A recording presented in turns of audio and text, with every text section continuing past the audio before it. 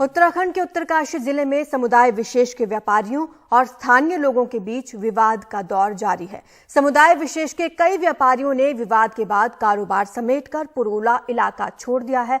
मामला एक नाबालिग लड़की के अपहरण की कोशिश से जुड़ा हुआ है। आरोप समुदाय विशेष के एक शख्स समेत 2 लोगों पर लगा। उन दोनों को गिरफ्तार किया जा चुका है। इस विवाद की वजह से व्यापारियों ने दुकानें बंद रखी। सूत्रों के मुताबिक पिछले हफ्ते कुछ अज्ञात लोगों ने समुदाय विशेष के व्यापारियों की दुकानों पर पोस्टर चिपका दिए थे, जिसके बाद 11 दुकानदार पुरोला से पलायन कर चुके हैं।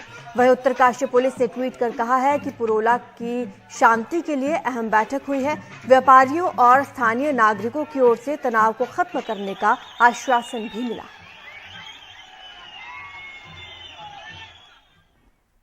और अब बात कर लेते हैं विपक्षी एकजुटता की। बिहार के मुख्यमंत्री नीतीश कुमार 2024 के लोकसभा चुनाव की तैयारी में जुटे हैं। लगातार विपक्षी दलों को एकजुट करने की कोशिश में हैं। हालांकि उन्हीं की पार्टी जेडीयू के राष्ट्रीय अध्यक्ष ने यह कहा कि नीतीश कुमार प्रधानमंत्री पद के दावेदार नहीं है। वे बीजेपी मुक्त देश के निर्माण के लिए आगे बढ़े हैं और विपक्ष को एकजुट कर रहे हैं। अगर देश बीजेपी मुक्त हो जाएगा तो सभी पार्टियां बैठकर ये तय करेंगी कि मुखिया कौन होगा।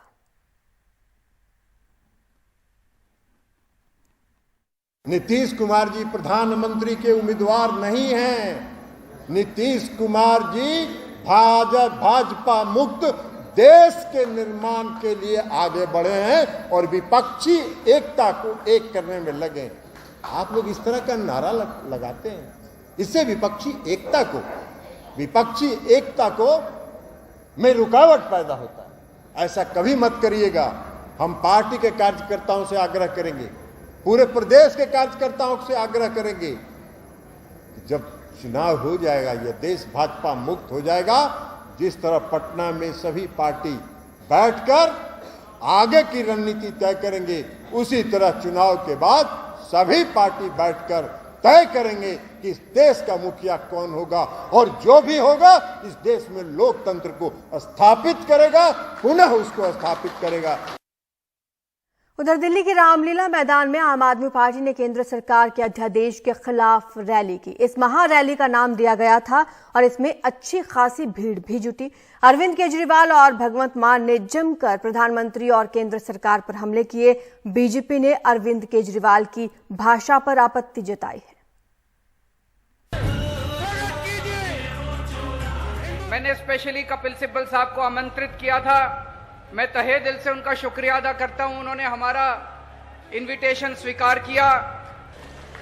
कभी विरोधी रहे और काफी समय से साथी रहे वरिष्ठ वकील और राज्यसभा सांसद कपिल सिब्बल को अरविंद केजरीवाल ने अपनी रैली में कुछ इस तरह बोलने के लिए आमंत्रित किया और संदेश देने की कोशिश की कि केंद्र सरकार के अध्यादेश के बारे में जो वो कह रहे हैं वही सही है।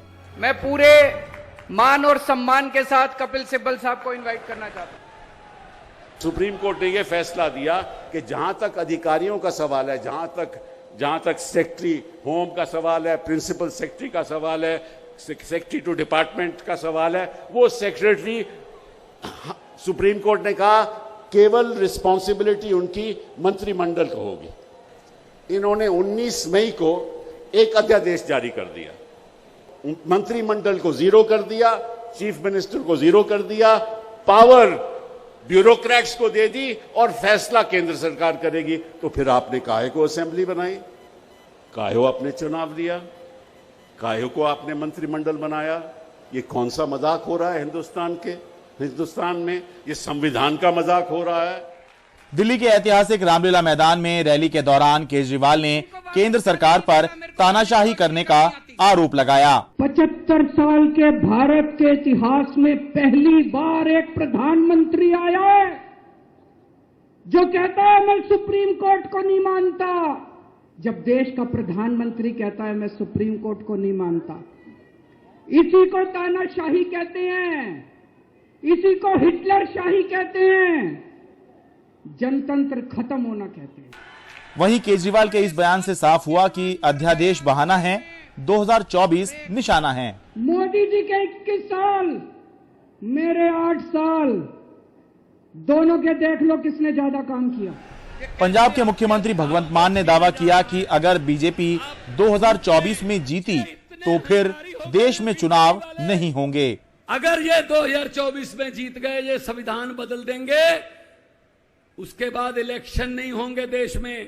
भ्रष्टाचारी हैं। वहीं बीजेपी ने अरविंद केजरीवाल की भाषा पर आपत्ति जताई है। लेकिन जिस भाषा का प्रयोग उन्होंने आज किया है वो उनके छिछोरेपन को दिखाता है। जिस भाषा का उन्होंने प्रयोग किया है उसे सुनकर छिछोरापन भी शर्मिंदा हो जाए, उस निचले स्तर तक केजरीवाल गए। अपने भ्रष्टाचार, अपने झूठ को छुपाने के लिए आप कुछ भी अनाप शनाप बोलेंगे और दिल्ली वाले सुनेंगे। केंद्र सरकार के अध्यादेश के खिलाफ आपने रैली रखी थी।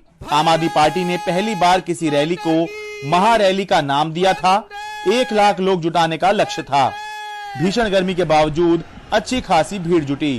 कुल मिलाकर आम आदमी पार्टी की कोशिश है कि इस अध्यादेश के बहाने इस लड़ाई को नरेंद्र मोदी बनाम अरविंद केजरीवाल प्रोजेक्ट किया जाए, ताकि 2024 के लोकसभा चुनावों में अरविंद केजरीवाल को विपक्ष का सबसे बड़ा या एक बड़ा चेहरा प्रोजेक्ट किया जा सके।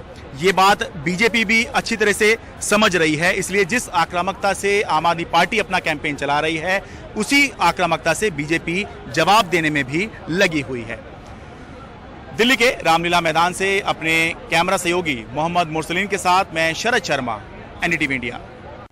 अमेरिका की फिलाडेल्फिया में बड़ा हादसा हो गया। यहां पर एक व्यस्त फ्लाईओवर का हिस्सा गिर गया। इसकी चपेट में एक टैंकर आया, उसमें आग लग गई। पूरे इलाके में काला धुआं छा गया। हालांकि आग पर काबू पा लिया गया है और इस हादसे में किसी के हताहत होने की खबर नहीं है।